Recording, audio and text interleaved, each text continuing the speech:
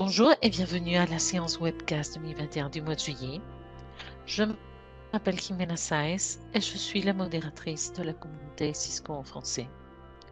Alors, je veux donner la bienvenue dans cette émission à notre expert Alain Faure. Merci Alain d'être ici avec nous pour nous présenter cette nouvelle émission Community Live dédiée au routage d'appels téléphoniques debug sur CUCM, CUC, UCCX, UCCE et CME. Alors, au nom de toute l'équipe de la communauté Cisco, nous remercions votre présence et c'est avec un grand plaisir que nous vous accueillons.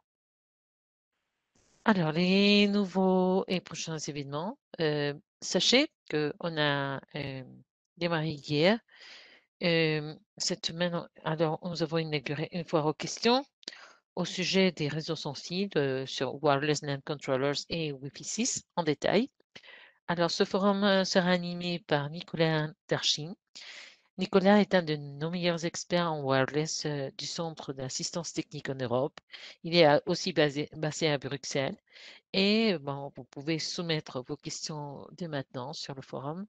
Il y a le lien qui sera partagé sur le panneau du chat si vous souhaitez participer.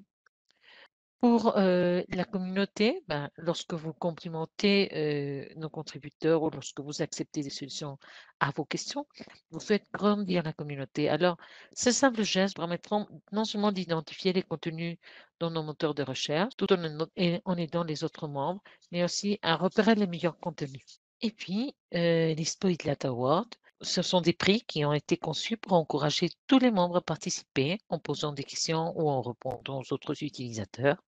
Alors, toutes vos publications, telles que documents, blogs, vidéos, contribuent à élire nos meilleurs candidats. Vous pouvez découvrir le programme lorsque vous allez directement sur la section de Spotlight Award. Et bon, finalement, on arrive sur l'introduction de cet événement. Voici notre expert d'aujourd'hui. Alors, basé à Bruxelles, Alain Faure est chef de projet dans la société Infrastructure Informatique et il est certifié CCIE Routing and Switching 1935. Avec plus de 30 ans d'expérience, il s'est spécialisé dans les réseaux, le Wi-Fi, la sécurité, la collaboration et le data center. Il a géré de nombreux projets pouvant atteindre des dizaines de milliers d'utilisateurs pour des entreprises internationales en Europe et en Asie, ainsi que pour des institutions publiques. Bienvenue Alain dans cette nouvelle séance de la communauté Cisco en français. Merci, bonjour. Bon, on vous partage le lien ici où vous pourrez télécharger la présentation en version PDF. Alors, si vous voulez complimenter notre expert, vous pouvez cliquer sur l'étoile sur la page web. Et quelques dernières instructions. Ce webcast aura une durée d'environ 70 minutes. Vous pouvez poster vos questions techniques sur le panneau de Q&A, questions et réponses ou Q&A, c'est la même chose. Alors, il y aura des polling questions qui seront disponibles sur le panneau de sondage qui s'affichera en dessous du panneau de chat ou Q&A. Et comme vous le savez, bon, à la fin de cette présentation, il y aura une enquête qui s'affichera sur la fenêtre de votre navigateur. Ça veut dire qu'on va fermer l'événement et vous allez sortir de l'événement et il y aura une enquête. Alors, je vous demanderai, s'il vous plaît, de la répondre, de qualifier l'événement et aussi de nous partager vos commentaires et appréciations, que ce soit pour notre experte ou pour l'organisateur, ce n'est pas un problème. Et vous pouvez aussi nous envoyer vos recommandations. Alors, je vous demande, je vous encourage vivement à nous aider à répondre à cette enquête. Merci. Maintenant, je vais céder la parole à Alain pour qu'il puisse vous partager son écran. Merci à tout le monde. Merci, Jimena. Donc, l'ordre du jour. L'ordre du jour, ça va être d'avoir un peu une méthodologie et puis de voir un peu les trucs et astuces pour ce qui concerne la détection de problèmes sur le routage d'appel. Donc, on va faire une présentation, un peu un petit historique pour bien comprendre, surtout pour les gens qui sont un peu nouveaux dans le domaine, pourquoi on a ces problématiques. Ensuite, on va voir les symptômes. Ensuite, on va voir comment on fait une analyse un peu plus approfondie. Et puis ensuite, je vais donner quelques pistes pour faire des simulations on terminera par une synthèse avec différents cas possibles. Comme d'habitude, cette présentation ne suffit pas à elle-même, et celle-là d'autant plus que les autres. 1 heure et demie, c'est vraiment trop limité pour couvrir tout le sujet. Je vais vous donner un certain nombre de documents à lire, donc il faut vraiment que vous puissiez faire un PDF avec cette présentation et puis lire les références qui sont données de manière à bien comprendre en fait tous les mécanismes. La particularité de la collaboration, c'est que c'est un domaine évidemment complexe, hein. Il y a la téléphonie, mais il y a aussi beaucoup de choses sur le routage, sur le LAN, le WAN. Enfin, c'est pas juste de la téléphonie, mais c'est un sujet complexe. Euh, donc c'est une présentation qui est un peu particulière. Contrairement à beaucoup, elle ne décrit pas une techno, mais elle balaye une problématique souvent rencontrée. Et il ne s'agit pas non plus d'une liste de bonnes pratiques. C'est tout simplement la manière qui est jamais évidente a priori de pouvoir débugger un problème de routage d'appel. Le routage d'appel fait intervenir beaucoup de types d'équipements. CUCM, CME, UCCE, UCCX, Unity, Unity Express par exemple. Par aboutissement de l'appel, on entend le succès ou non de la phase de signalisation, c'est-à-dire entre le moment où le numéro est complété et celui où le correspondant interlocuteur ou l'interlocuteur humain ou automatique devrait décrocher. Cela exclut donc certaines problématiques qui demanderaient à elles seules une autre représentation au moins 1 heure et demie. Les inadéquations de codec, l'interruption en cours de conversation, et puis les appels téléphoniques dans lesquels il y a un seul des interlocuteurs qui entend, avec par exemple des problèmes de routage.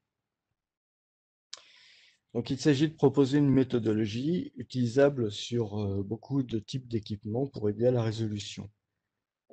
Ça va vous permettre d'aider à la documentation des problèmes pour pouvoir pour pouvoir apporter les bonnes informations aux taxes fiscaux ou bien même à votre prestataire de service qui va résoudre ce problème si vous n'avez pas réussi à le résoudre vous-même. Donc on va voir un petit historique pour vraiment, encore une fois, comprendre pour quel type de routage d'appel. On va voir que c'est pas le même type de problème qu'on peut avoir sur un réseau IP. Donc pour ceux qui commencent dans le domaine de la collaboration et qui découvrent la téléphonie sur IP, il faut faire un petit cours historique. Cela fait une vingtaine d'années que les technologies IP, euh, Cisco ça fait typiquement 20 ans, hein, a commencé à remplacer l'ancienne technologie téléphonique vieille d'un siècle.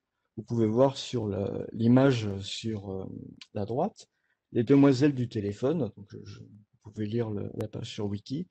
En fait, à un moment donné, pour mettre en relation les gens, eh ben, on avait des lignes téléphoniques en cuivre, hein, et puis il y avait des personnes qui étaient chargées de connecter avec des fiches les gens entre eux. Donc on établissait comme ça des lignes je sais pas, Bruxelles à Genève qui passaient par une ligne en cuivre électronique et qui étaient fixes pour toute la durée de l'appel. Et quand il y avait d'autres interlocuteurs qui voulaient téléphoner, on recablait en fait les liaisons à un autre endroit. Donc, vous voyez, on a vraiment l'idée d'un réseau qui est établi dans le dur. Alors, le passage fut assez difficile en fait de transformer ce type de réseau téléphonique vers un réseau de paquets comme on l'a sur IP. Parce que les deux philosophies sont vraiment complètement opposées. Comme on vient de le voir dans le cas de la commutation de circuits, on a vraiment un établissement de circuit qui se fait de manière permanente pour toute la conversation, alors que dans un réseau de commutation de paquets, eh ben, les paquets peuvent passer par tous les endroits possibles à partir du moment où il y a du routage. Pour voir l'étape d'après des demoiselles du téléphone, je vous recommande de consulter la page wiki commutateur téléphonique. Vous allez voir un peu bon, dans les années, des années, je sais pas, 40 à 80-90 à peu près, il y avait des commutateurs téléphoniques à base de relais. Et donc c'est le principe de la commutation de circuit. Et qui là, plutôt que de se faire manuellement, se faisait de manière électronique. Et bien entendu, ça a complètement changé. Donc maintenant, on est dans une autre philosophie. Par exemple, on a le protocole SIP, mais bon, il y en a d'autres, hein. Euh, mais on a gardé, alors on a changé de philosophie dans ce qui est du transport, mais par contre dans la signalisation, c'est-à-dire le fait d'envoyer un numéro de téléphone pour obtenir le correspondant, pour obtenir l'endroit où se trouve le correspondant, euh, là, ça a changé. C'est-à-dire que euh, quand on veut communiquer avec un correspondant, le téléphone doit demander à un serveur l'adresse IP du correspondant. Euh, Accessoirement, le serveur va indiquer au correspondant que il va recevoir un appel. Et ensuite, il y a une liaison euh, voix, une liaison média qui s'établit entre les deux correspondants. Et les deux chemins sont généralement différents. C'est-à-dire que vous avez un chemin pour faire passer la signalisation sur le réseau IP et un autre chemin pour rejoindre les deux correspondants. Ce n'est pas toujours le cas. Donc pour ces raisons historiques, l'établissement d'une communication SIP se déroule en deux temps. Premièrement, la signalisation, puis la voix synthétisée. Donc nous, ce qui va nous intéresser, c'est le problème du routage d'appel en 1. Alors, je te laisse, Jimena, poser la première question. Oui, alors merci Alain. Écoutez tout le monde, je vais ouvrir le premier sondage, polling question, et voici. Ok, la question c'est quels sont les codes renvoyés par le serveur SIP dans un process, pas procès, excusez-moi, d'enregistrement avec authentification. Alors, nous avons deux options qui sont les correctes. Et si vous choisissez au moins une, c'est convenable. L'idéal, ça serait que ce soit les deux corrects. Alors, j'attends vos réponses sur le panneau de sondage. Vous avez 6 choix et vous devez choisir au moins 2. D'accord? OK. Et la réponse correcte, c'était l'option B et l'option D. D'accord. Merci à tous ceux qui ont participé. Je te cède la parole, Alain, s'il te plaît. D'accord. Alors ensuite, on va voir les symptômes. C'est-à-dire que quand il y a un défaut de routage d'appel, vous allez avoir des symptômes. Donc typiquement, vous allez avoir un utilisateur qui va vous dire, bon j'ai vu ça, ou vous allez vous apercevoir d'un problème. Donc déjà les équipements. Les équipements pouvant être à la source d'un problème de routage d'appel, il y a tout ce qui est les IPBX, hein, donc CUCM, CME, il y a les messageries, euh, Unity Connexion, Unity Express, il y a les UCCX, UCCE, les centres d'appel, il y a même les téléphones SIP, les téléphones IP, et on va voir pourquoi. Et puis il y a les autres équipements intermédiaires, SBC, etc. Alors, le routage d'appel, c'est un domaine complexe, hein, parce que ça fait rentrer en jeu justement beaucoup d'équipements et des protocoles. Donc l'idée, c'est quand même de maîtriser les différents mécanismes et les protocoles, donc essentiellement SIP, ça vous allez en avoir beaucoup besoin. SCCP, c'est pour tout ce qui est la partie téléphone, et puis aussi MGCP pour les gateways. Vous avez le cours CCNA collaboration validé c'est bien de le valider par une certification. Et puis vous avez différents cours pour les certifications. Donc vous avez un bouquin, hein, Troubleshooting Cisco IP Telephony and Video, qui peut être intéressant sur le sujet, que je vous recommande. Le point de départ, c'est la composition d'un numéro appelé, le column number. Cela peut prendre différentes formes. Donc c'est décrocher du combiné et composition de la tonalité. Là, je vous ai mis pour rire un petit téléphone ancien. Envoi d'un numéro préprogrammé par speed dial ou répertoire. Le relais par la messagerie vocale ou un centre d'appel. Et la composition automatique par un équipement. Les symptômes, donc ça peut être visuel ou sonore. Là, pour l'instant, on voit les choses simples, hein. On va voir les choses un peu plus complexes par la suite. Donc, une fois le numéro parti complété, soit on a une réponse OK, ou on a une tonalité d'attente, ou le décrochage, et tout va bien, il n'y a pas de souci. Ou alors on a une réponse non OK, donc une tonalité d'erreur, ou un message d'erreur plus ou moins explicite. Donc il doit y avoir, il y a un problème et il faut l'investiguer. Donc c'est bien de demander à l'utilisateur de se rappeler de l'heure exacte et du résultat, le type de tonalité, le message vocal. Et l'idée, c'est de former l'utilisateur avant de le faire écouter ou de lui montrer les différents types de symptômes qu'il peut avoir. Donc, parmi les tonalités, on a l'occupation rapide, le dérangement, fast busy ou reorder tone. Donc, je vais vous le faire écouter. Alors, voilà ce qu'on peut avoir, par exemple, en Amérique du Nord. Ensuite, je vais vous faire écouter pour l'Europe. Et puis pour la Grande-Bretagne. Donc ça veut dire qu'il y a un problème. Alors, vous allez avoir sur Wiki, hein, vous allez avoir les différents tons. Donc, soit il y a un problème de congestion, manque de canaux libres, soit il y a une erreur d'équipement et qui va couper le chemin, soit c'est une erreur de numérotation. Il existe d'autres types de tonalités que vous devez connaître et qui ne sont pas nécessairement un problème. Donc, il y en a qui changent en fonction de la zone géographique. Et là, je vous ai mis sur Wikipédia un portail où il y a différents types d'audio. Ensuite, les messages et annonces. Donc, une fois que vous avez vu un peu toute cette partie tonalité, puis que vous avez compris un peu qu'est-ce qu'elle signifie et en quoi ça peut être intéressant d'investiguer, il y a les messages qui peuvent apparaître sur le téléphone ou éventuellement les messages qui sont dits au téléphone par un système automatique.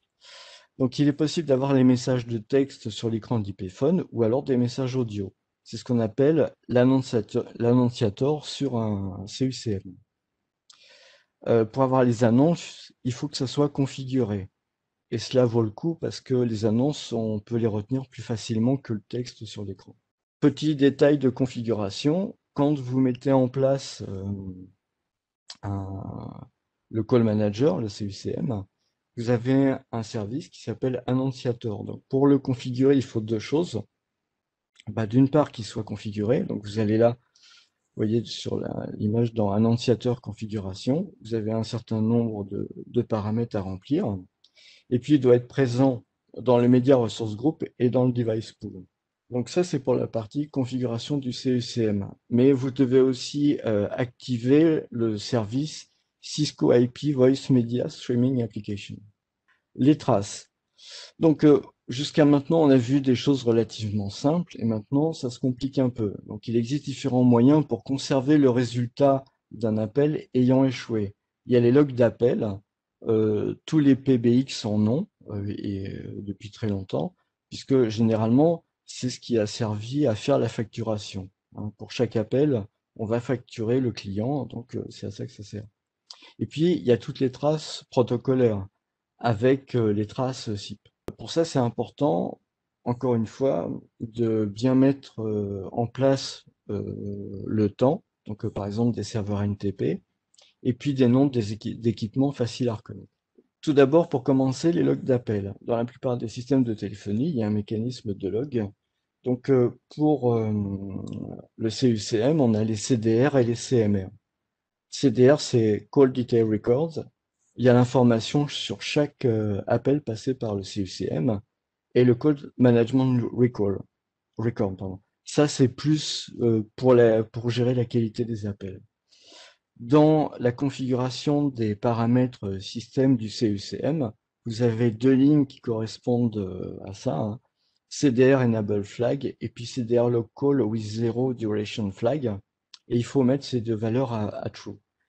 Là, j'ai entouré en fait with Zero Duration Flag parce que c'est justement là où vous allez voir les appels qui ont échoué. Parce que Zero Duration, ça veut dire l'appel, il y a eu un raccrochage pratiquement tout de suite.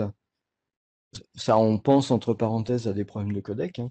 Ou alors, il y a eu, ou alors l'appel, il a carrément pas abouti. Et donc ça va être enregistré dans le système.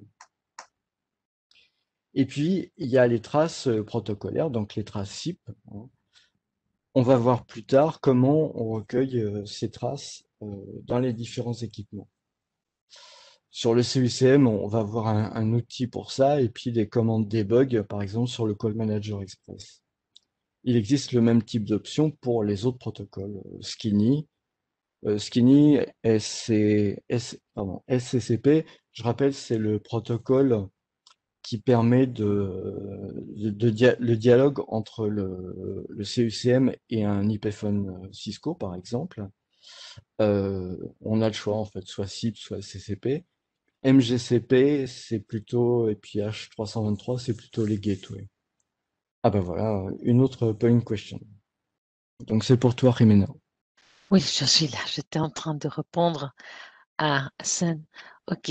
On va ouvrir le deuxième sondage. Alors, quel est votre objectif de certification Cisco en collaboration? Alors, on vous propose 5 choix. Un CCNA, un CCNP Collaboration, un CCIE Collaboration, une autre certification Cisco ou pas en ce moment vraiment l'option E. D'accord? Alors, je vous laisse répondre. Nous avons déjà plus de la moitié qui a répondu. Si tu veux, entre-temps, j'ai trouvé la question de tout à l'heure. Je Ah n'ai ok, pas bien compris le mécanisme d'authentification SIP avec la réponse en 400. ah ok. Oui, alors ça c'est un piège aussi peut-être quand on débute un peu quand on travaille avec le protocole SIP.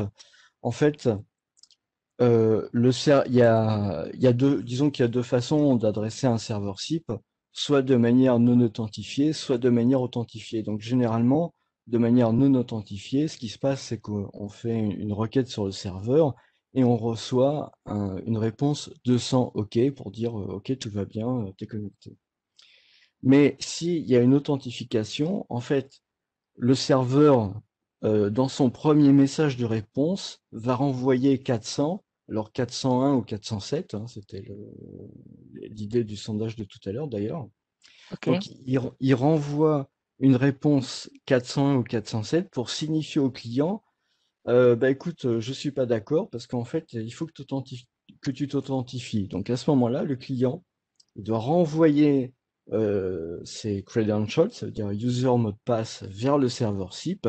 Et si ces credentials sont OK, il répond 200 pour dire bah, ça va, c'est OK, t'es connecté.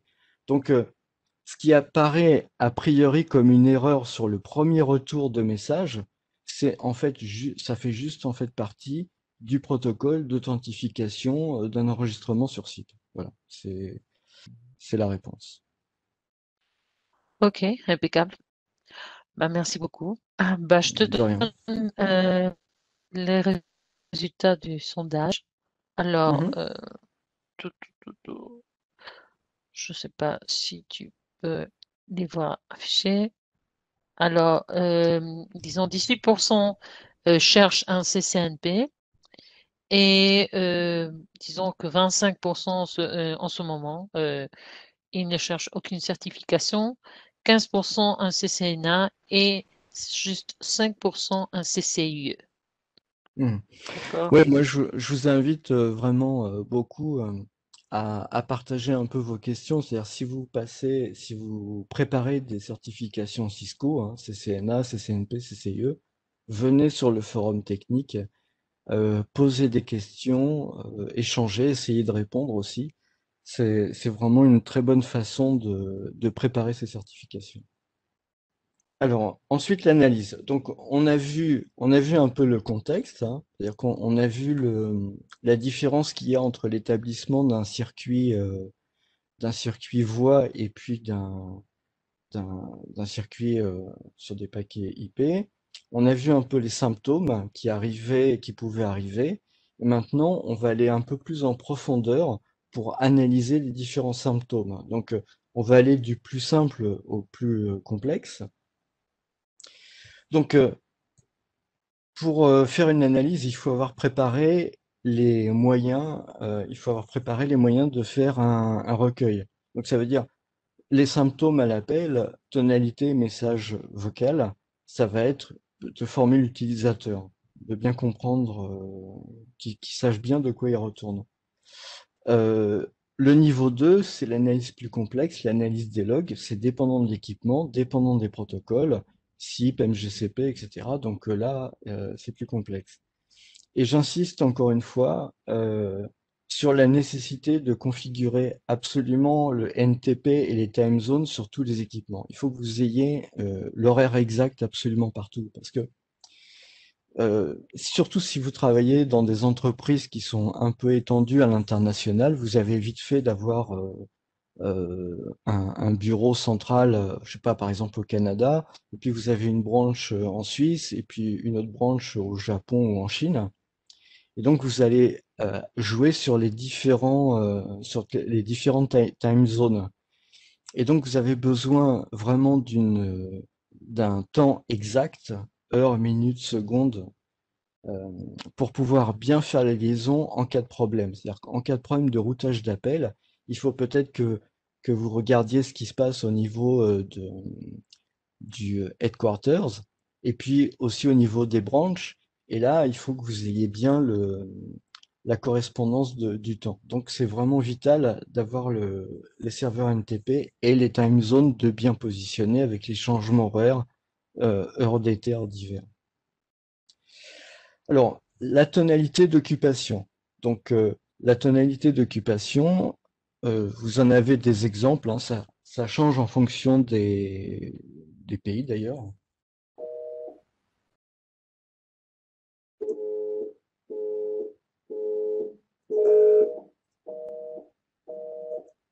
Voilà, je vous ai mis la française et puis celle d'Amérique du Nord. Donc ça, vous pouvez le retrouver sur Wikipédia. Alors, disons que la tonalité d'occupation, normalement, ou d'absence même, vous devriez plus l'avoir. C'est-à-dire sur vos systèmes de téléphonie, il y a maintenant suffisamment de moyens avec la réponse automatique, les messageries, etc., pour pouvoir donner une réponse à l'utilisateur qui téléphone. La tonalité de dérangement, donc ça on l'a vu plus haut, hein, c'est fast, bon, ça s'appelle reorder tone, je vais passer rapidement. On a vu aussi qu'on pouvait mettre en place des messages annonciators. Donc ça, on l'a vu aussi plus haut. Je vous ai mis une référence hein, sur le site Cisco, euh, voilà, sur Configuration Guide. Donc jetez-y un œil. On a trois types de messages annonciators. Donc le premier, the number you have dialed is busy and not equipped for call waiting or preemption. Donc ça veut dire en fait, il y a une ligne téléphonique, la personne est en train d'appeler, et il y a pas de ligne, trois lignes, il n'y a pas de basculement sur une messagerie ou sur un centre d'appel. Euh, donc voilà, ça c'est le moyen de l'annoncer. Il peut y avoir Your call cannot be completed as dial. Please consult your directory and call again or ask for your operator for assistance. Bon, ça, c'est quand on a l'habitude sur CUCM, on l'entend quelquefois. Donc, ça veut dire que il y a probablement un problème interne de la configuration du CUCM. Donc ça, on va voir aussi comment investiguer. Sinon, l'autre message, service disruption has prevented the completion of your call. In case of emergency, call your operator. Ça aussi, ça c'est un problème téléphonique assez grave au niveau de l'écosystème du CUCM. Donc, ça demande aussi à investiguer. Ensuite, on a vu qu'on avait les logs avec le CDR. Donc, on les appelle tickets en français. Les Anglais appellent ça record. Et ils qualifient un appel. Donc, il faut rechercher les appels avec une duration de 0. Si l'utilisateur se rappelle de l'heure, ça peut vous permettre de connaître plus d'informations sur l'appel lui-même. Donc vous allez pouvoir faire une recherche comme ça, avec l'heure de l'appel, peut-être le numéro, etc. Et vous allez pouvoir retrouver l'information qu'il y a dans le ticket. Vous voyez en dessous de la photo, vous avez un exemple du contenu de ce que vous pouvez avoir dans un CDR. Alors, qu'est-ce qu'on trouve d'intéressant dans un CDR? On va avoir le type de CDR, donc 0 pour un début d'appel, justement, c'est ce qu'il faut. On va avoir le call ID, l'identification de l'appel, ça c'est très important dans un serveur de téléphonie. On va voir qu'il y a un certain nombre d'équipements qui se réclament de l'identification de l'appel.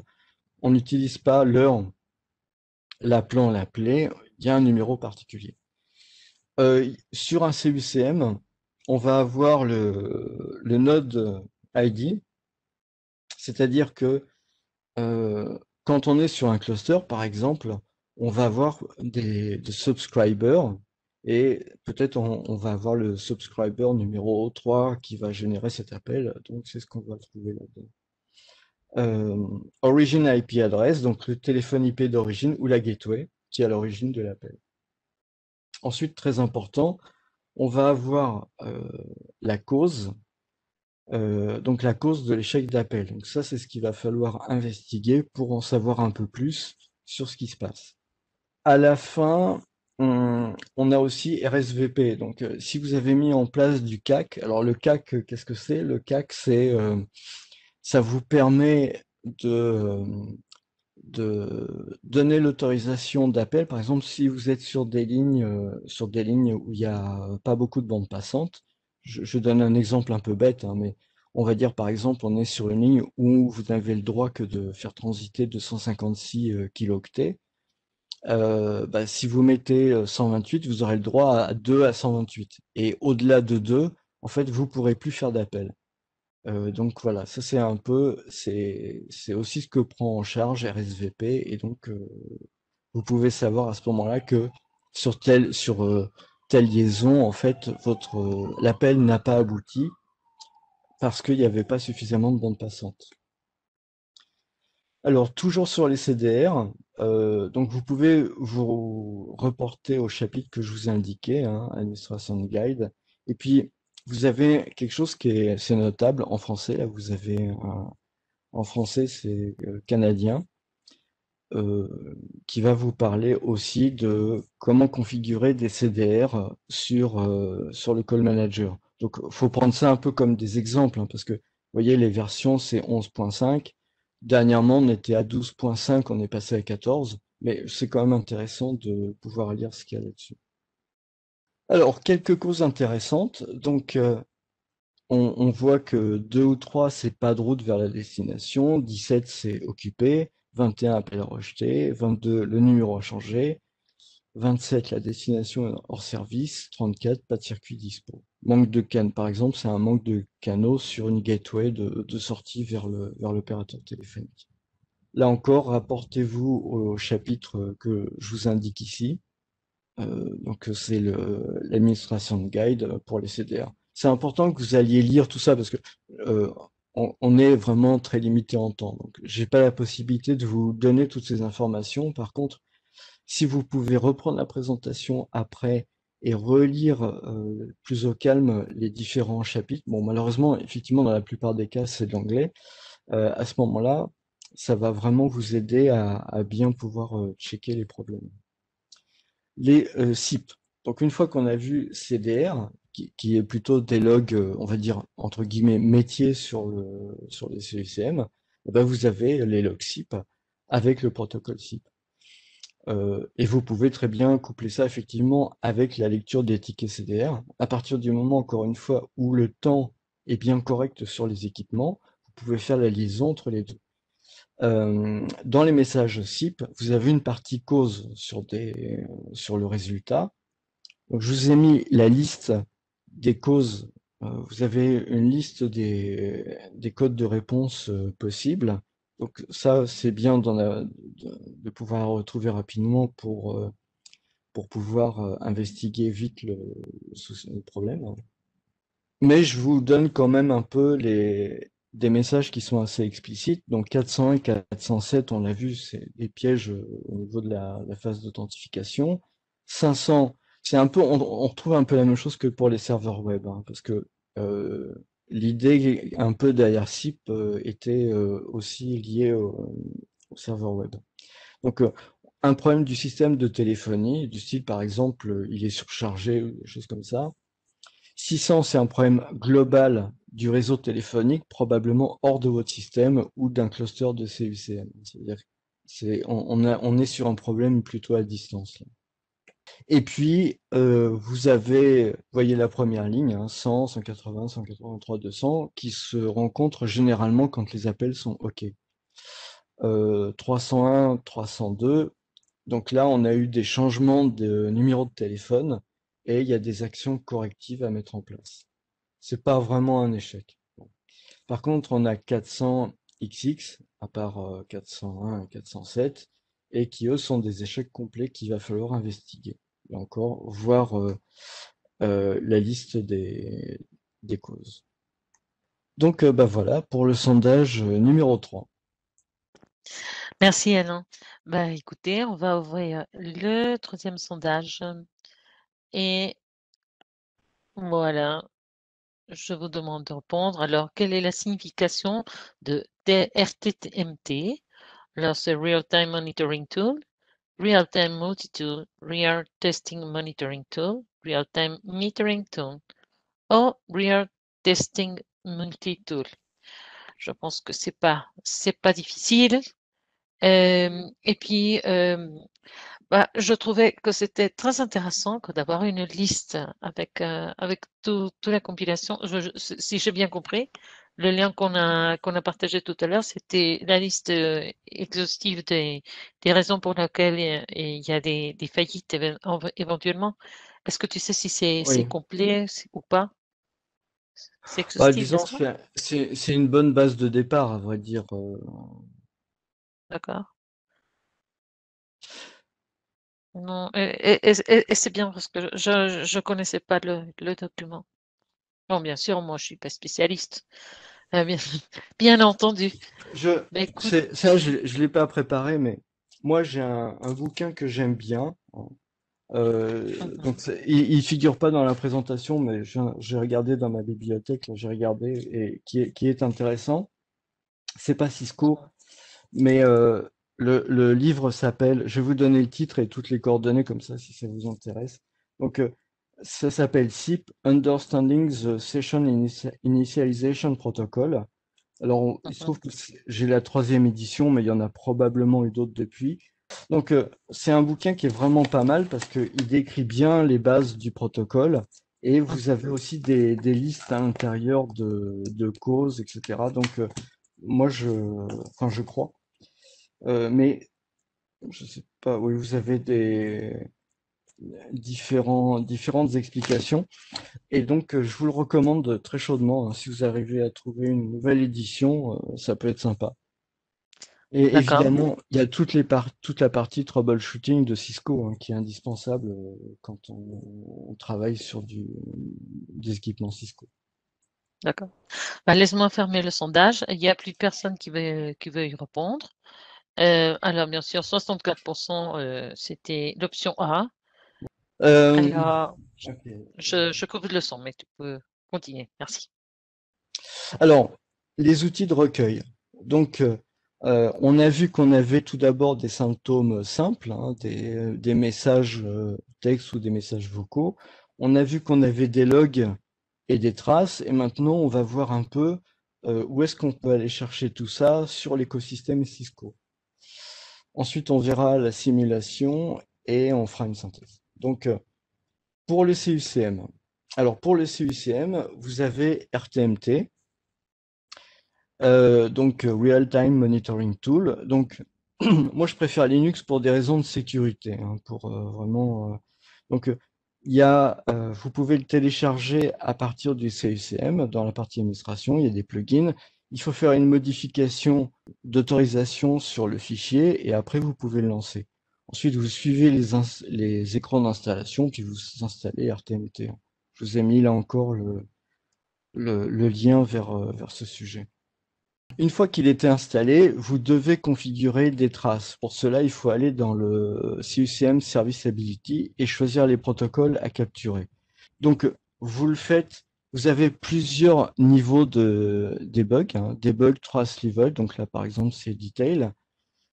Ça, il faut vraiment le configurer. Donc généralement, peut-être vous allez utiliser cette option quand c'est pas trop chargé ou quand vous savez que vous avez un problème à investiguer ou alors quand vous avez mis en place votre système, peut-être à ce moment-là, vous avez envie de voir un peu ce qui se passe. Donc, je vous conseille par contre de vraiment choisir le protocole qui va bien, hein. Donc, tout ce qui est SIP par exemple, ou alors tout ce qui est SCCP ou MGCP, vous voyez, vous avez vraiment la possibilité de capturer tout ça. Il y a aussi une chose qu'il faut faire attention, c'est que quand vous êtes sur des systèmes importants, vous avez un cluster avec différents pubs, avec différents subs, pardon.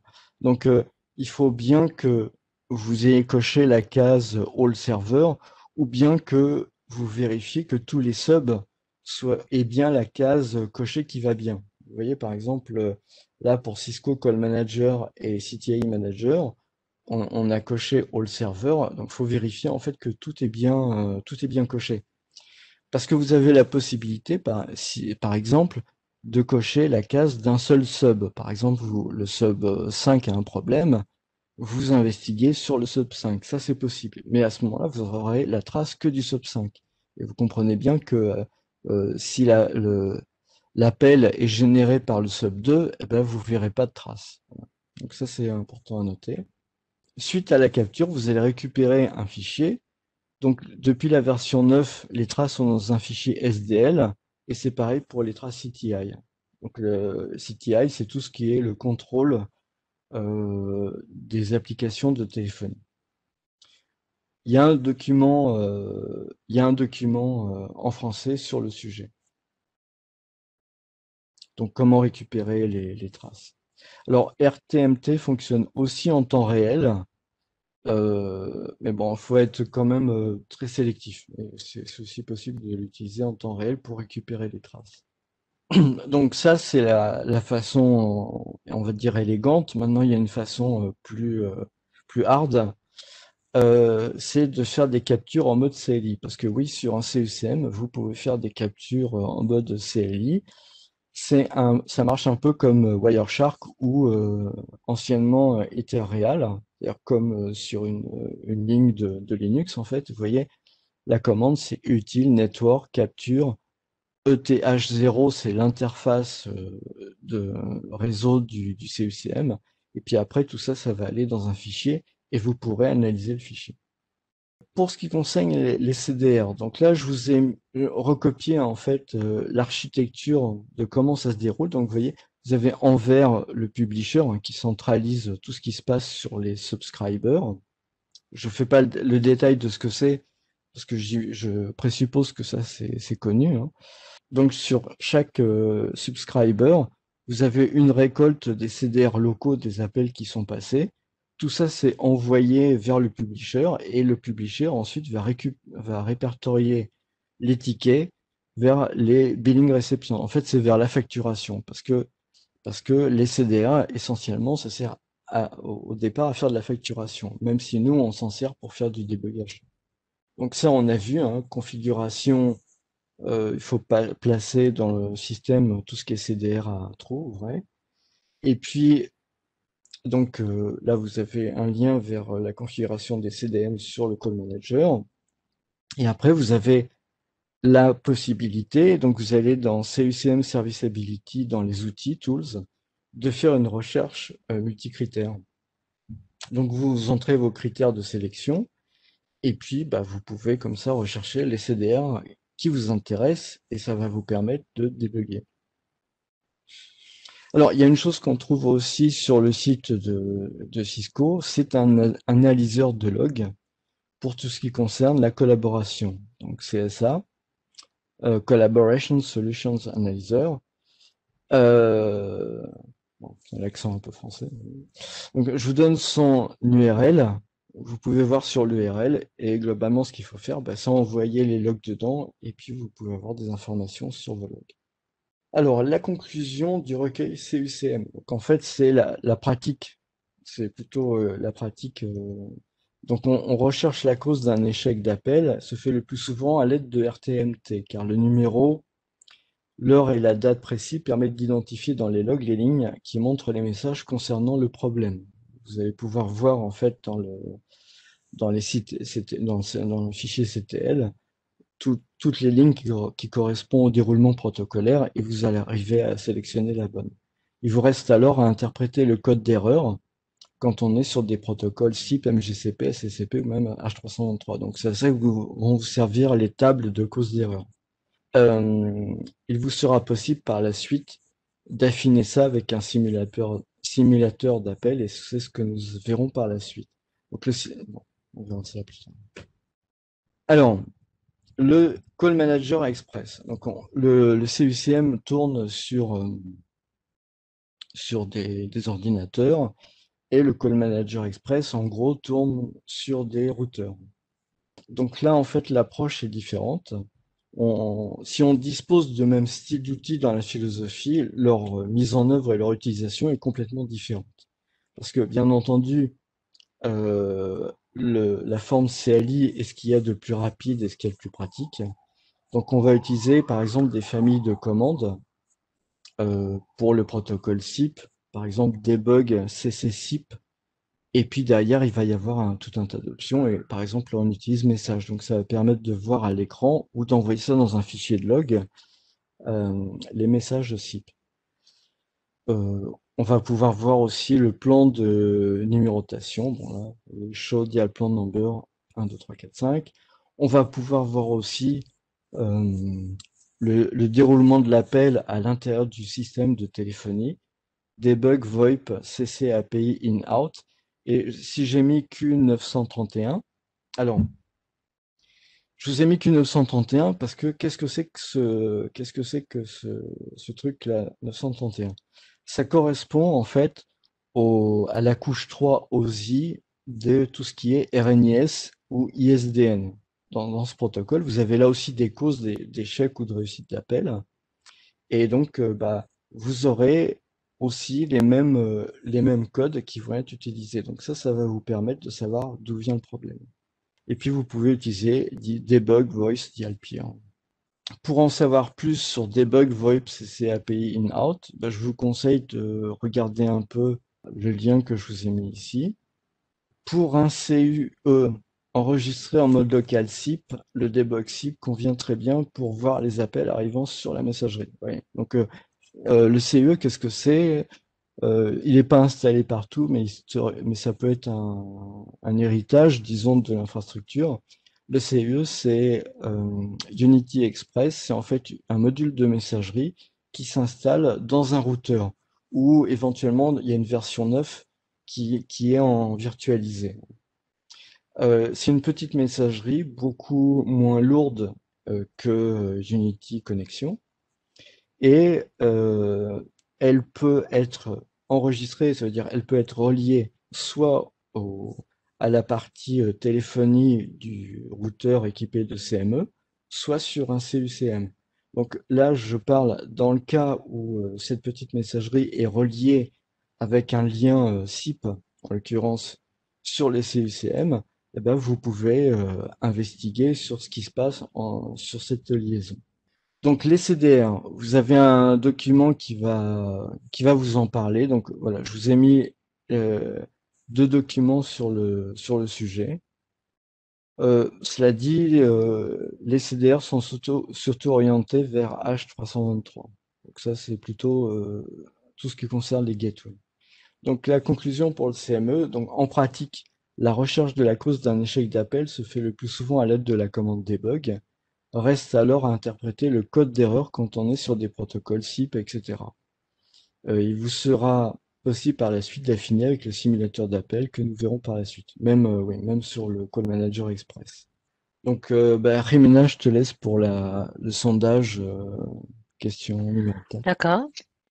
Bah, on a un quatrième sondage. Laissez-moi ouvrir le sondage. Voilà. Alors, pour ce sondage-là, comment retrouver les messages concernant le numéro par lequel commence par plus 32 123 dans un fichier log. Alors, on a 5 options. Il y en a 3 au moins qui sont correctes. OK. Alors, vous devez en choisir au moins une. Bon, c'est vrai que c'est un peu D'accord? compliqué. C'est pas moi qui a posé la question. C'est moi, D'accord. OK. c'est moi Bah, le écoute, responsable, ouais. alors, on ferme le sondage. Les bonnes réponses, c'était l'option B, l'option C et l'option E. D'accord? Si vous avez choisi une de ces trois-là, c'était une bonne réponse. Donc, ensuite, alors effectivement, ça va peut-être un peu difficile au niveau du temps, mais il y a toute une dernière partie en fait qui éventuellement vous pouvez la lire à tête reposée, et ça pose peut-être moins de problèmes parce qu'elle est assez textuelle et assez expliquée. Donc les outils pour Unity Connexion, donc ça c'est la messagerie, hein. Bah, on retrouve RTMT. Et on va avoir le même type de possibilités que sur le CUCM. C'est le même type d'outil, donc vous pouvez utiliser. Les logs, évidemment, sont des logs qui vont être différentes, hein. Par exemple, je sais pas, vous avez la Personnel Call Transfer Rules, Phone System Port. Vous allez trouver deux types de traces, les micro-traces et puis les macro-traces qui sont en fait un regroupement de certaines micro-traces. Vous pouvez avoir le détail de ces traces dans la documentation sur le Unity Connexion, dernière version, version 14, je vous ai mis le lien. Pour ce qui est de la capture en mode CLI, idem que pour le CUCM, hein, vous utilisez Util Network Capture Ethernet 0 et vous avez la même chose que sur du Wireshark, et vous pouvez l'importer ensuite. Donc Unity Express, les traces, ça peut servir en complément. Vous pouvez trouver des informations qui expliquent comment récupérer les traces sur le Unity Express. Ça date, hein, mais je veux dire, c'est quand même une messagerie qui, normalement, que c'est un héritage du passé, donc ça sera pas très courant. Mais je vous ai mis le lien pour avoir plus d'informations. Il faut faire attention, hein, vous avez deux versions de CUE, Advanced Integration Module et Network Module. Sur le UCCX, donc UCCX possède les outils qui sont prévus aussi dans le CUCM et dans Unity Connexion, c'est-à-dire le RTMT et la capture réseau. Donc je ne m'étends pas plus là-dessus. Le CUE, donc là en fait c'est le centre d'appel. Alors je me suis basé sur un document qui est le LTR CCT 2051, ça a été présenté au Cisco Live de Barcelone. Donc, je vous encourage, vous tapez, hein, vous regardez dans le Cisco Live Barcelone et vous utilisez la référence de ce document et vous allez tomber dessus. Donc là, je vous ai fait un peu une traduction une explication des différents équipements qui sont mis en œuvre, les différents serveurs. Vous avez en violet là, le CUCM et puis les différents équipements qui font partie de ce centre d'appel. Donc, débugger des appels sur un UCCE, c'est surtout faire une analyse du call flow. Donc, il y a des traces par défaut. Je vous ai mis l'adresse où vous allez vous trouver. Donc, vous avez votre URL de gestion et puis vous allez récupérer ça dans CCE admin. Il faut aller à Log Collection, indiquer les temps de recueil et s'assurer que le CCE et CVP sont bien sélectionnés. Et puis en téléchargeant le fichier, vous pouvez l'analyser.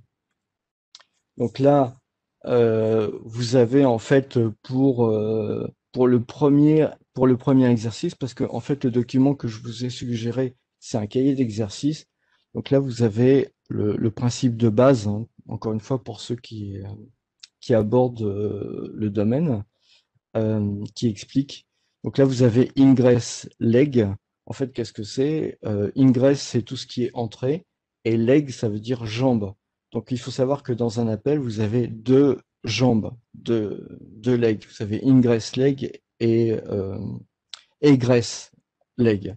Ça veut dire en entrée et en sortie. Un appel téléphonique, hein, c'est tout. C'est pas comme un flux IP. Vous établissez un aller et un retour de manière, on va dire, relativement indépendante. Donc là, c'est l'entrée. Vous voyez, vous entrez à partir d'une gateway SIP, vous avez tout le protocole SIP. C'est géré à travers le portail d'entrée client. Et puis après, c'est envoyé vers le peripheral gateway qui fait la répartition et qui envoie ça vers un routeur. Vous voyez la start, ça va être le début du script qui va permettre de gérer l'appel. Donc l'exercice 1, comme je le disais, vous commencez à la page 6 jusqu'à la page 17. Et comme je vous l'avais dit pour le CUE, hein, suivre un appel, c'est suivre une référence et elle est donnée par un identifiant d'appel. C'est pas l'appeler, c'est pas l'appelant et l'appeler et l'heure, mais vous avez vraiment un numéro d'appel et que vous allez pouvoir suivre, sélectionner. Donc vous sélectionnez par exemple avec grep, etc., comme on l'a vu dans l'exercice, dans le sondage. Après, vous allez pouvoir, bon, éventuellement, trouver un problème du style dialer failure event.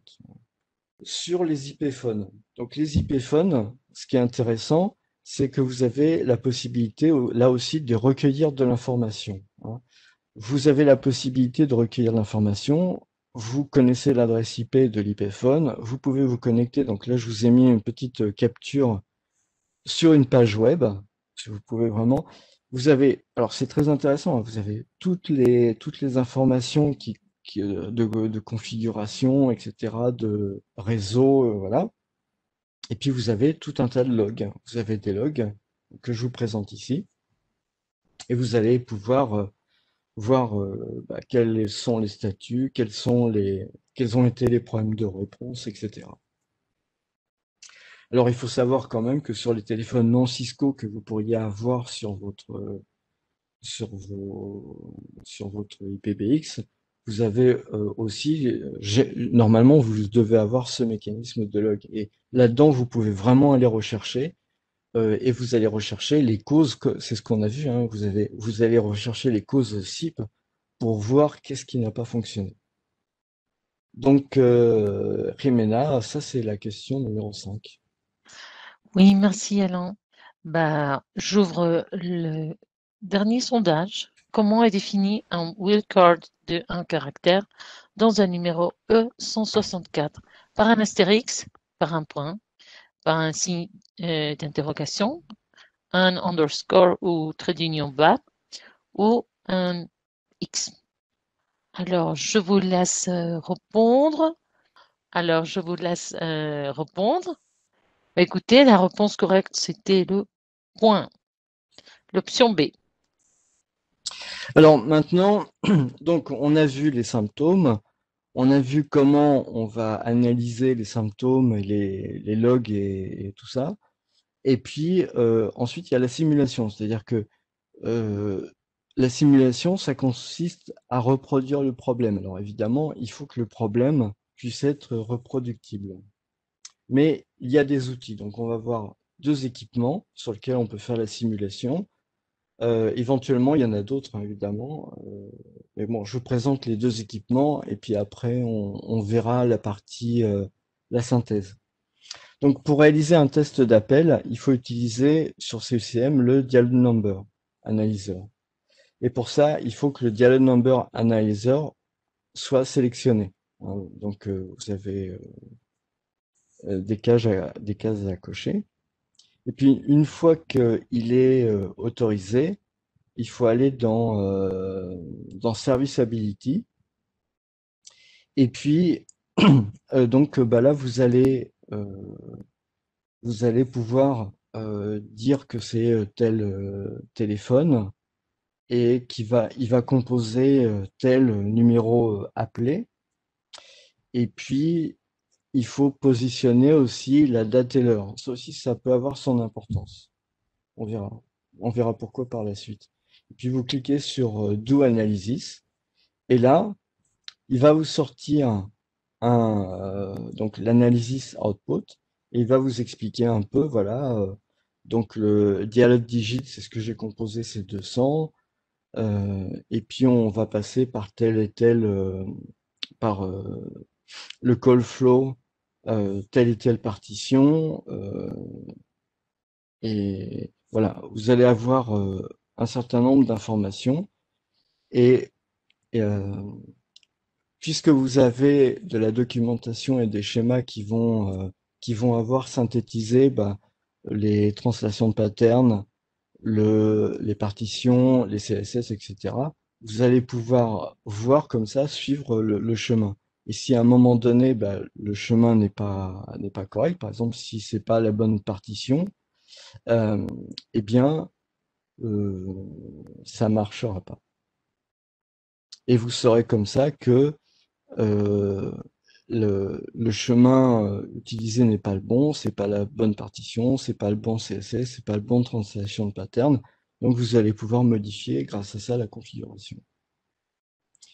Alors sur le CME, donc sur le Call Manager Express, pour tester un numéro, vous avez une commande qui s'appelle csim start et puis vous mettez votre numéro de téléphone.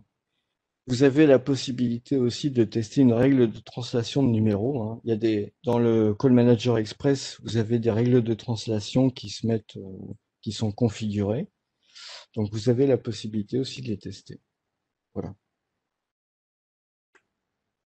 Donc maintenant, on va en venir à la synthèse. Donc la synthèse, euh, une fois que vous connaissez tous les éléments, vous pouvez les assembler pour réaliser un diagnostic. Donc, je vous recommande de consulter Troubleshooting Cisco IP Téléphonie. Donc là, vous avez ce livre. Il y en a plusieurs éditions. Donc, je ne mets pas le numéro d'ISBN et les éditions parce que ça, vous le trouverez sur le site de Cisco Press. Mais je- si c'est votre job, si c'est votre domaine, je vous le recommande vraiment très chaudement. Évidemment, il y a la communauté Cisco Collaboration de Voice pour des exemples de résolution de problèmes. Et puis les documents propres à chaque équipement et qui sont créés par Cisco. Et il y a une rubrique troubleshooting. Donc pour démarrer sur un incident, il faut noter la date, l'heure, le symptôme, l'utilisateur, etc. Si le symptôme est celui d'un échec de routage d'appel, regardez dans les logs CDR le code de retour. Si le problème vient de l'extérieur, vous pouvez confirmer en regardant les traces SIP hein, avec les codes d'erreur retournés. Donc 600, 500, 400. Vous devez déterminer aussi si le problème vient de votre système de téléphonie ou du distant, c'est-à-dire du système de téléphonie d'un interlocuteur chez un client, par exemple, ou de l'opérateur, c'est-à-dire entre les deux. La recherche de l'origine du problème se fait avec le CDR ou les codes CDR et SIP.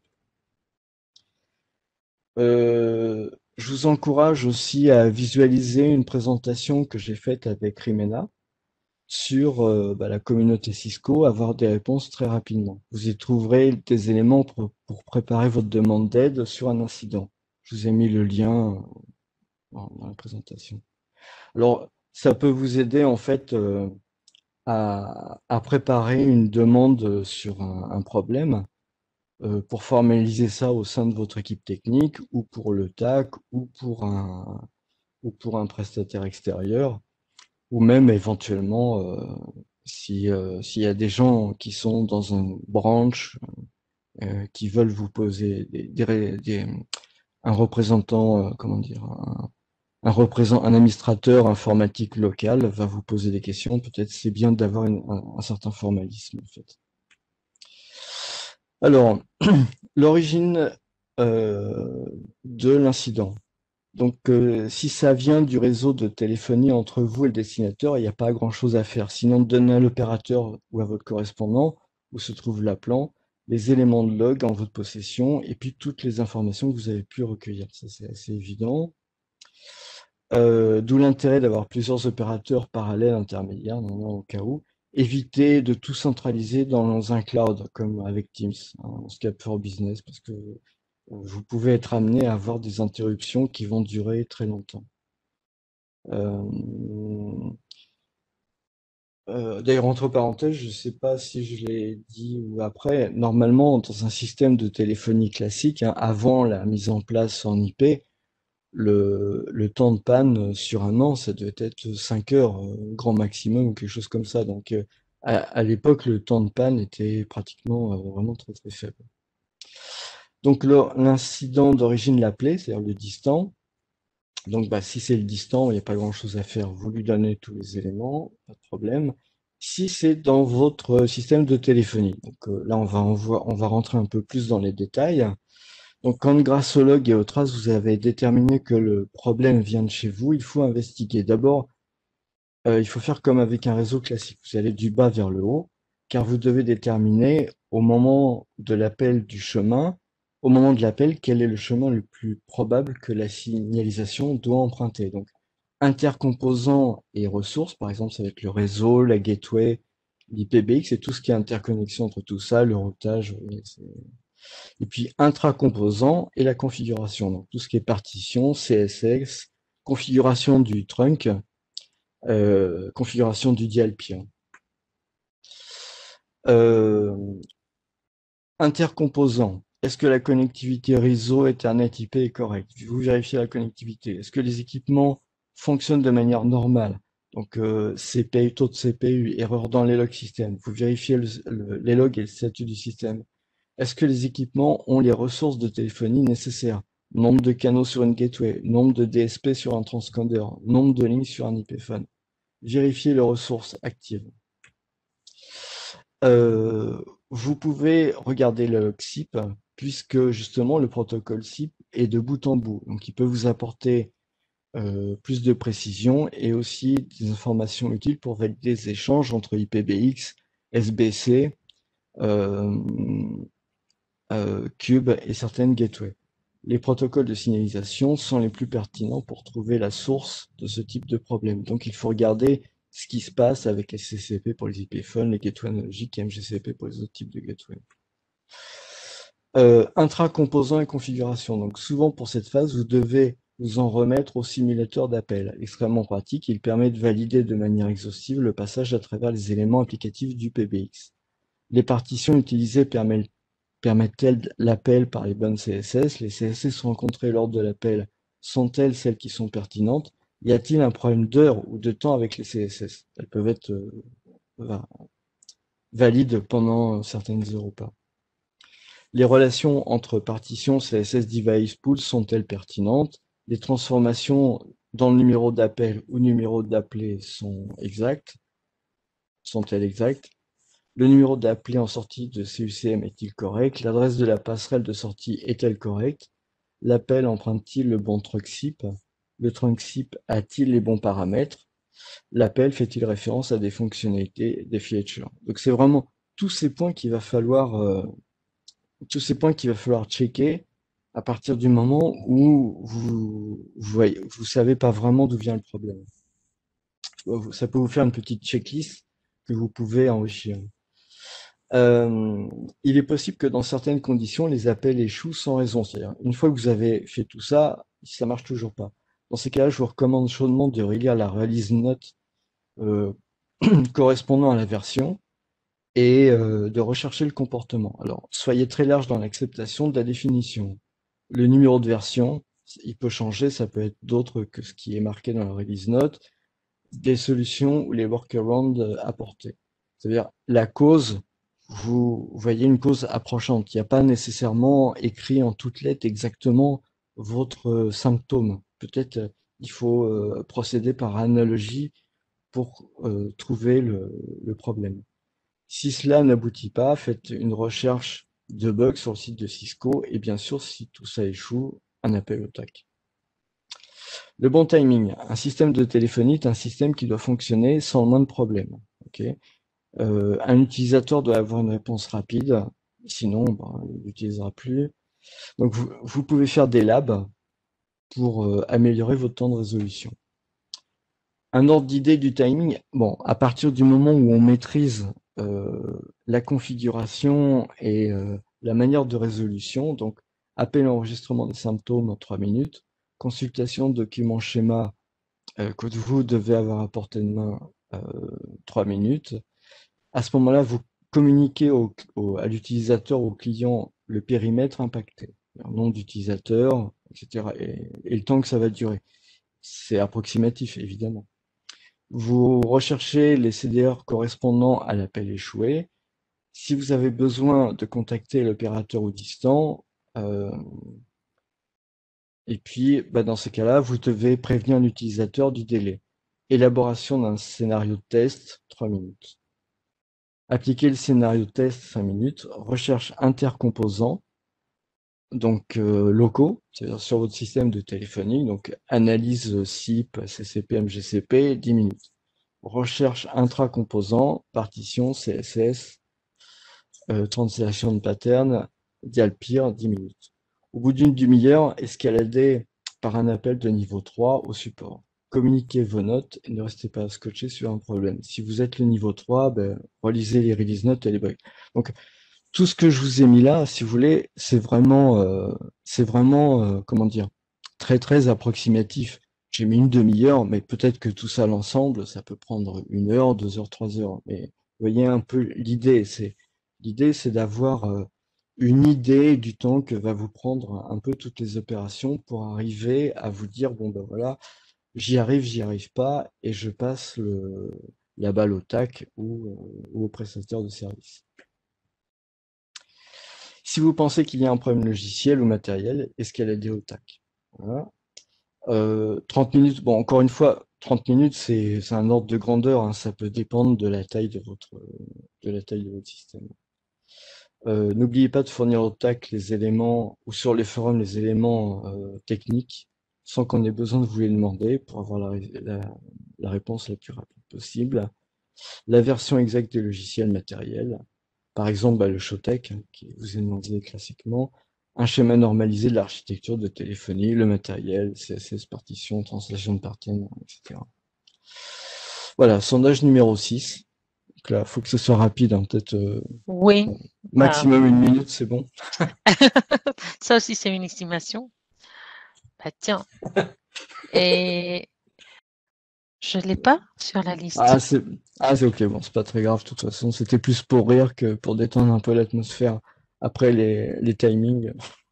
Non, bah ça vous a pas fait rire, mais désolé, non, je sais pas pourquoi. Je l'ai pas Bon, sur la liste et j'ai complètement oublié qu'il y avait un sondage 6. Je ok, l'ai pas enregistré. bon. On Bah, continue. Kavat, en fait, c'est une mise en garde. C'est ce qu'on retrouve dans les release notes Cisco. Euh, C'est pas une armoire à vent automatique ni un chapeau, etc.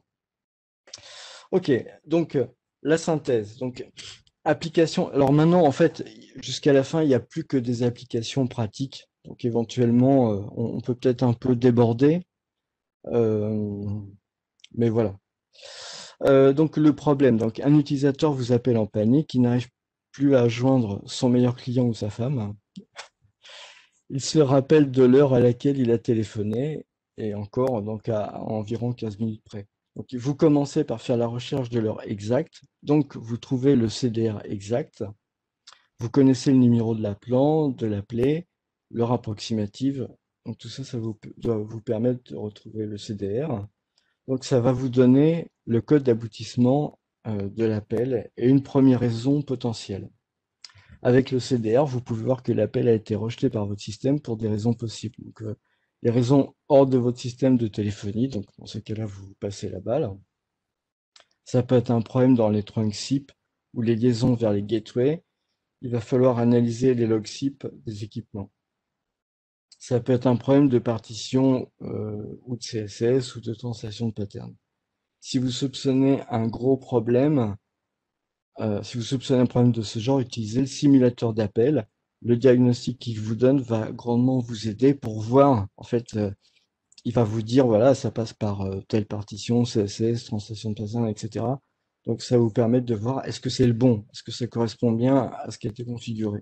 Donc vous pouvez intervenir comme ça là-dessus facilement. Problème numéro B. Donc le support N1 vous précise qu'un utilisateur n'arrive plus à appeler, il vous donne son nom. Donc vous commencez par rechercher l'ID du téléphone, donc l'annuaire papier de l'organisation ou l'annuaire LDAP. Une fois l'ID trouvé, vérifiez que le téléphone est bien enregistré, SIP ou bien SCCP OK. Vous regardez dans la configuration de l'IPphone pour confirmer le device pool, CSS, numéro de ligne. Une fois que vous avez cette info, assurez-vous rapidement qu'il est le seul utilisateur à avoir ce problème. Oui, c'est important quand on vous ramène ce type de problème, essayez de voir en fait s'il n'y a pas eu un impact sur d'autres utilisateurs. Parce que si vous arrivez à voir que c'est cet utilisateur, bon bah voilà, vous allez prendre le temps, etc. Mais si vous vous apercevez tout d'un coup que ça impacte 10 utilisateurs, et il faut que vous alliez demander, parce que les gens vont pas nécessairement venir vous l'indiquer, là ça veut dire que le problème, ça va vous donner plus d'informations. Peut-être c'est pas le, s'il y en a plusieurs d'impactés, c'est pas c'est pas la configuration du téléphone. Peut-être c'est un device pool euh, qui rassemble tous les téléphones, etc. Donc, utilisez le simulateur d'appel, aussi ça va encore beaucoup vous aider. Problème numéro C. Le support N1 vous signale qu'un utilisateur en Suisse n'a pas réussi à joindre un correspondant au Canada pour un contrat important.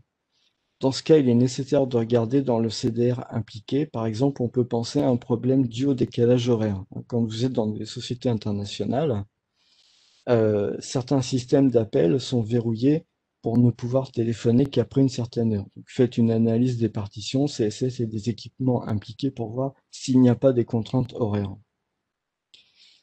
Le problème D. Donc, le responsable d'un service s'étonne que son équipe de SAV au centre de support ne reçoive plus d'appels téléphoniques. Là, on est dans le cas d'appels entrants qui n'arrivent plus.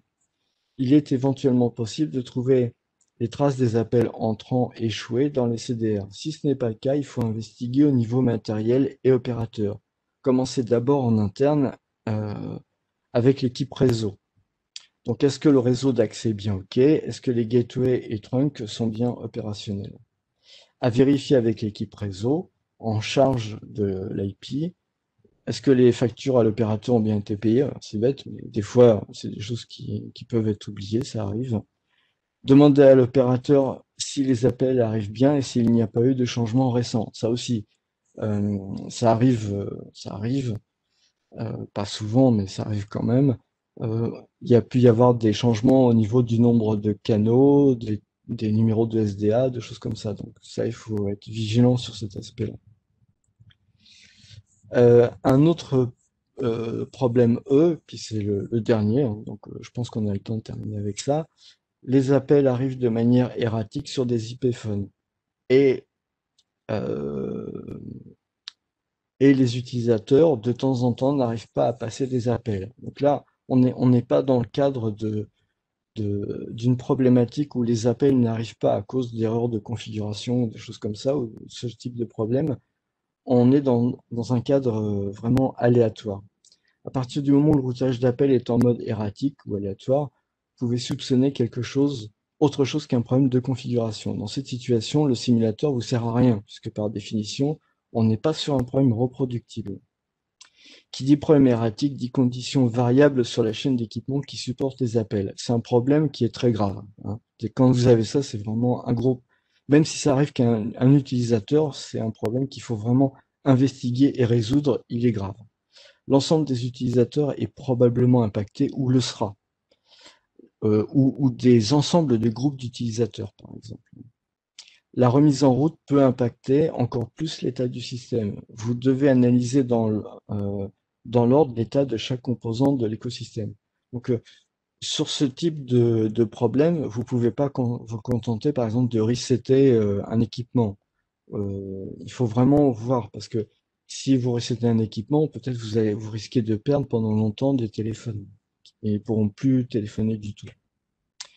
Quand vous découvrez cette situation, votre premier réflexe doit être d'évaluer, pardon, rapidement le périmètre impacté, les groupes d'utilisateurs victimes, puis de transmettre à un responsable communication une fiche avec le périmètre, le temps prévisible de rétablissement, soyez large, la cause probable, le temps de prochain update de la situation, c'est-à-dire quand est-ce que vous allez leur dire, bah voilà, ça évolue comme ça et on pense que le temps de résolution sera ça, parce que c'est important de vous libérer de la pression pour pouvoir vous consacrer à la technique.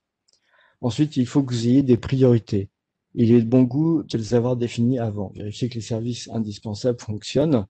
Il y a des contraintes réglementaires. Par exemple, bah, c'est d'actualité en ce moment. Dans l'industrie pharmaceutique, vous avez des contraintes réglementaires sur les appels téléphoniques. Vous avez des lignes qui sont spécialisées sur les effets secondaires des médicaments, hein, et vous avez dans l'industrie pharmaceutique, hein, typiquement, vous avez deux systèmes de téléphonie. Au cas où il y en a un qui se plante, bah, il y en a un autre qui peut reprendre le relais pour être sûr que tous les appels seront bien reçus et traités. Accessoirement, d'ailleurs, puisqu'on est en termes juridiques, j'ouvre une petite parenthèse pour dire que selon votre juridiction, tous les numéros d'appel d'urgence, hein, donc en Europe, ça va être par exemple le 112, euh, c'est l'équivalent d'une 911 aux États-Unis, euh, doivent être joignables par les téléphones qui sont disponibles. Ça veut dire, vous devez vraiment faire attention à ce qu'au niveau routage d'appel, vous puissiez joindre ces numéros d'urgence. C'est une obligation légale. Et en cas de problème, d'incendie, la responsabilité éventuellement peut être engagée. Donc, il y a des postes importants selon l'organisation, bon, je sais pas, le patron, sa secrétaire, etc., les clients et la production, et puis le reste des utilisateurs.